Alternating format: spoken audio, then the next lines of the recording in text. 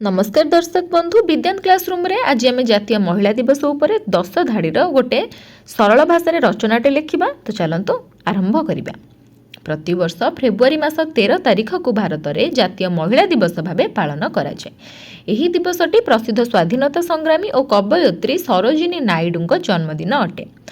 सरोजिनी नायडू को तांकर मधुर स्वर और कविता पाई भारतर बुलबुल अर्थात Nightingale of India कहुए।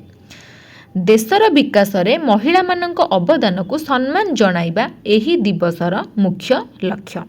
Sarojini Naidu भारतर प्रथम महिला राज्यपाल भावे उत्तर प्रदेशर दायित्व ग्रहण करथिले। से महिला मानक अधिकार एवं शिक्षा पाई सारा जीवन संग्राम करथिले।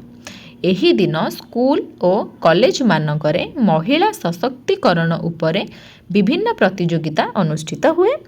नारी माने हेउछंती समाजर मूलदुआ। सेमानंक उन्नति रे ही देशर उन्नति निहित।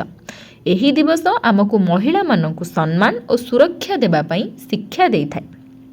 आसंतु आज शपथ नेबा नारी सम्मान आम देशर शान। आशा करूछि वीडियोटा आपण मानकु बहुत भलो लागिथिबो। भलो लागिथिले आम चैनल को सब्सक्राइब करिया को भूलिबेनी। धन्यवाद।